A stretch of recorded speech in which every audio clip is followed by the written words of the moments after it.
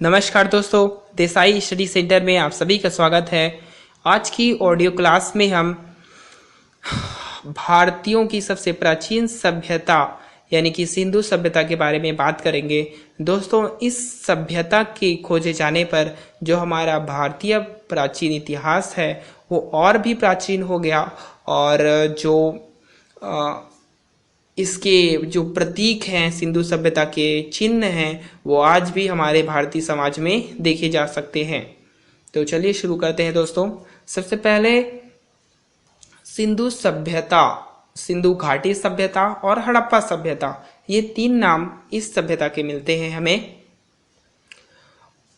अब जो विद्वानों का मत है वो ये कहता है दोस्तों कि जो सिंधु सभ्यता या सिंधु घाटी सभ्यता, इस सभ्यता को कहना उचित नहीं है, क्योंकि इस सभ्यता का जो विस्तार है वो केवल सिंधु घाटी तक ही यानी सिंधु नदी के आसपास तक ही सीमित नहीं था, बल्कि ये लगभग कुछ बुकों में मिलता है कि 12,99,000 वर्ग किलोमीटर, यानी कि बहुत इसका जो विस्तार है वो बहुत ही विस्तृत था। इसलिए इसे सिंधु सभ्यता या फिर सिंधु घाटी सभ्यता कहना उचित नहीं है।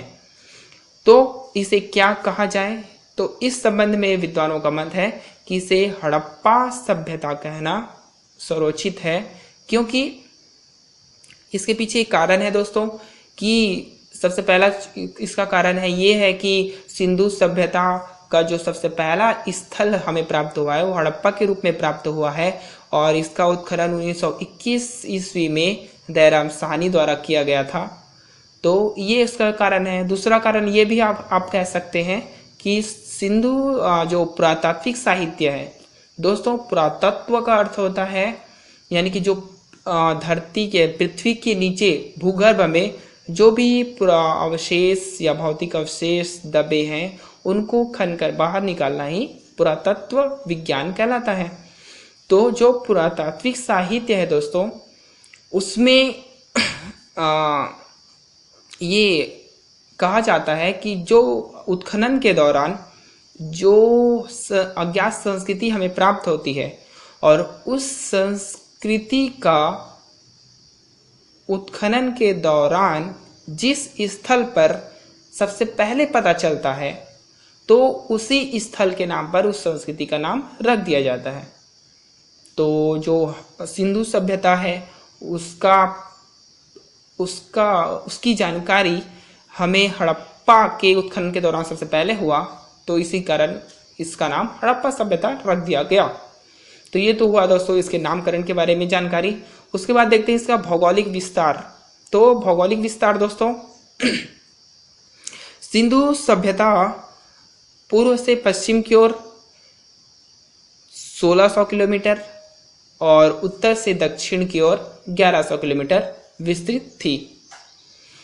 अब दोस्तों यहाँ पर 1600 और 1100 में आपको कंफ्यूजन हो सकता है, उत्तर दक्षिण पूर्व पश्चिम में भी हो सकता है। तो इसके लिए ये कीजिए कि देखिए पूर्व पश्चिम यानी कि पी दोनों में आ रहा है, पी से स्टार्टिंग हो रहा है ना, पूर्व से पी और पश्चिम का पी। तो पी अंग्रेजी वर्णमाला के कितने नंबर पर आता है? 16वें नंबर पर आता है, 16 नंबर पर आता है ये अक्षर। तो इस प्रकार आप इसे याद कर सकते हैं, रिलेटेड कर सकते हैं कि पूर्व से पश्चिम की ओर 1600 किलोमीटर और उत्तर से दक्षिण की ओर 1100 किलोमीटर। दोस्तों, सिंधु सभ्यता का उद्भव जो है वो ताम्रपाषाणी काल यानी कि उस काल में तांबे और पत्थर दोनों का उपयोग हो रहा था।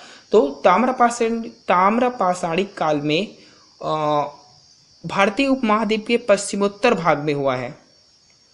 अगर हम वर्तमान समय की बात करें तो इसके जो क्षेत्र हैं वो भारत, पाकिस्तान और अफगानिस्तान के में अवस्थित है। मतलब भारत, पाकिस्तान और अफगानिस्तान इन तीनों देशों में अवस्थित है इसके क्षेत्र।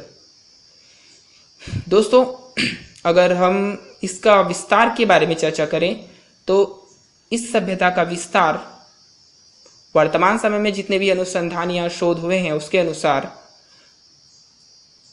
उत्तर की ओर जम्मू कश्मीर यानी कि एक जम्मू कश्मीर में मांडा, वहां तक इसका फैला हुआ है उत्तर की ओर। दक्षिण की ओर दामाबाद, महाराष्ट्र, यहाँ तक इसका फैला हुआ है।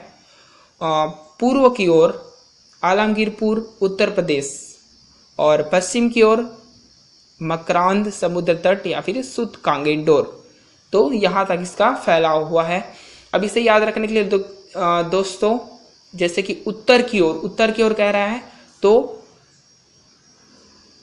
उत्तर की ओर क्या आता है, ऊपर की ओर पहाड़ी आती, जम्मू कश्मीर हिमालय आता है। तो जम्मू, जा से जम्मू और मा से मांडा, जम्मू कश्मीर ऐसा याद कर सकते हैं आप। जा से जम्मू और मुंह से मा से मांडा। उसके बाद नीचे की ओर आते हैं तो दक्षिण, नीचे दक्षिण पड़ता है हमारा। अगर मैप की बात करें हम तो नीचे की ओर दक्षिण पड़ता है। तो दक्षिण से रिलेटेड कर सकते हैं आपको, दा से दक्षिण और दा से दैमाबाद, इस प्रकार आपको इससे रिलेटेड कर सकते हैं। और यहीं पर कई स्थानों पर नर्मदा नदी का मुहाना भी ऐसा लिखा रहता है। और पूर्व की बात करें दोस्तों तो पूर्व की ओर आलमगीरपुर, अब यहाँ से पूर्व और पूर्व को रिलेटेड कर सकते हैं आप आपस में। उसके बाद आता है पश्चिम में है आपका सुत कांगेडोर। तो इस प्रकार इसे याद कर सकते हैं दोस्तों। उसके बाद ये तो इसका हो गया क्षेत्र विस्तार, कहाँ कहाँ तक फैला हुआ था। अब इसका देखते हैं दोस्तों, जो सिंधु सभ्यता है वो ऐसा नहीं है कि एक ही बार में इसका जो मतलब ये जो सभ्यता है वो उन्नत अवस्था में आ गया और एक ही बार में ये नष्ट हो गया, ऐसा नहीं है। इसके भी कई चरण हैं। इसके 3 चरण बताए जाते हैं। जो सबसे पहला चरण है यानी कि पूर्व हड़प्पा सभ्यता, उसका जो काल निर्धारण है वो है 3500 ईसा पूर्व से 2350 ईसा पूर्व। जो पूर्व हड़प्पा काल है उसकी समय सीमा है 3500 ईसा पूर्व से 2350 ईसा पूर्व।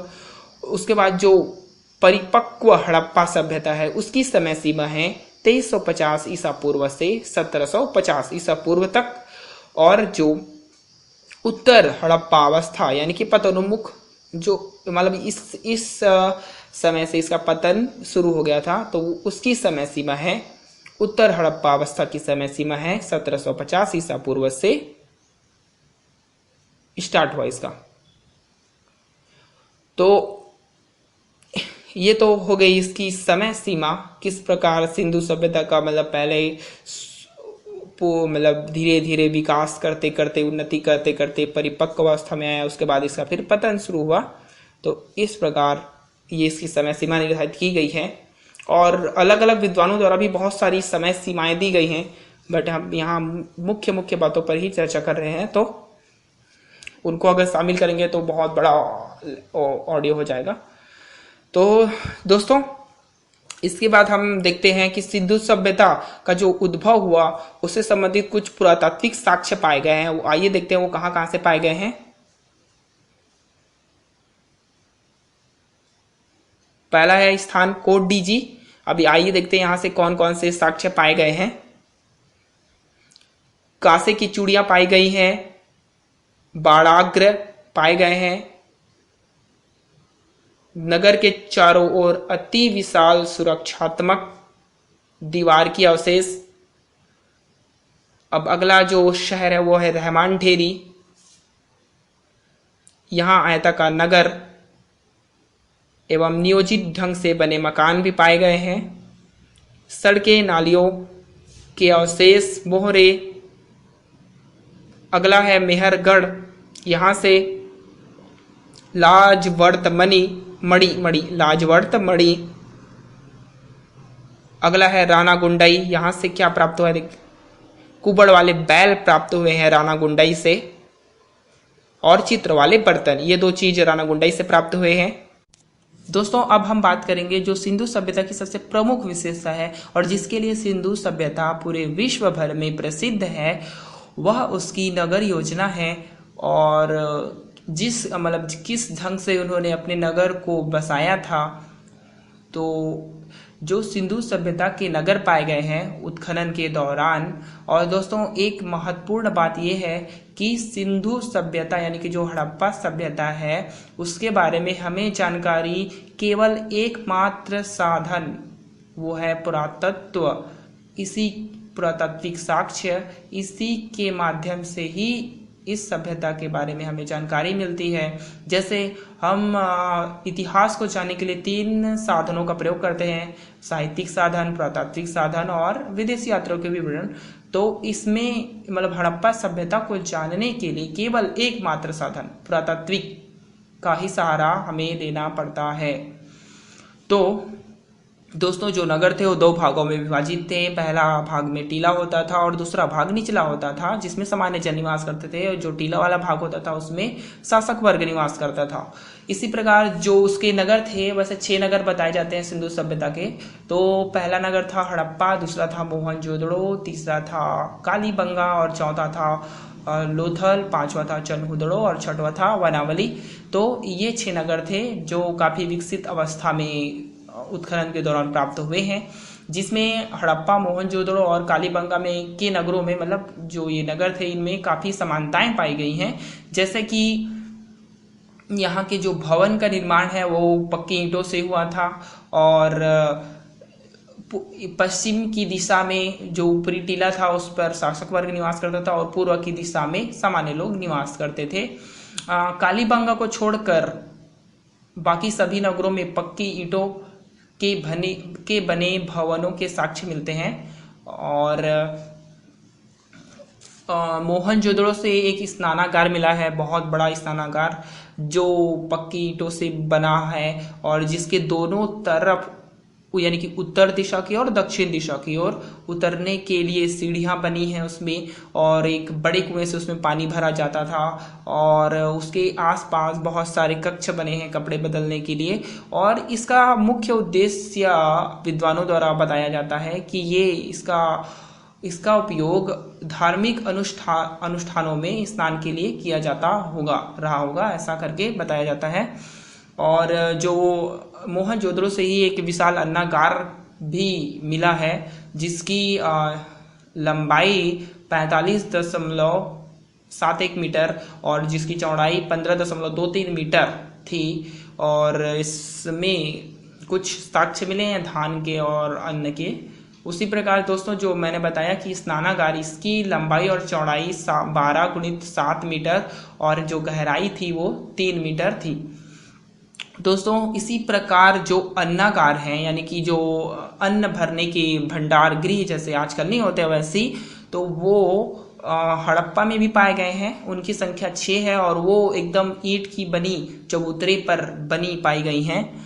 और इसी प्रकार जो उनकी नाली की व्यवस्था थी नगरों में, घरों का गंदा पानी जो है छोटी नालियों से होते हुए एक बड़े नाले में जाता था, उसके बाद वो नाला मतलब जो नगर था उसके बाहर जाकर बहता था। तो इस प्रकार मतलब स्वच्छता और सफाई का भी बहुत ध्यान दिया गया था नगर की बसावट में। और ऐसा भी कहा जाता है कि ये पर्यावरण के अनुकूल बसाई गई थी इस नगरी को। और जो इसकी सड़क थे वो आपस में एक दूसरे को समकोण पर काटते थे, 90 अंश का कोण बनाते थे आपस में। और नगर जो है 4 भागों में जैसे विभाजित होता था। तो इस प्रकार जो इसकी नगर योजना है वो आज के जो नगर हैं जैसे कि महानगर बोलते हैं ना हम लोग, दिल्ली, कोलकाता, मुंबई, चेन्नई, इनसे भी लाख गुना बेटर ढंग से बसाए गए थे। तो ये तो थी दोस्तों इसकी नगर योजना। और इसके बारे में और भी टॉपिक हैं सिंधु सभ्यता से रिलेटेड, वो हम पार्ट 2 में पढ़ेंगे। और दोस्तों जो भी इस ऑडियो लेक्चर में फैक्ट बताए जा रहे हैं वो विश्वसनीय राइटरों की बुक से लिए गए हैं, तो इसे अच्छे से सुनिए और शेयर कीजिए अपने दोस्तों के साथ। धन्यवाद।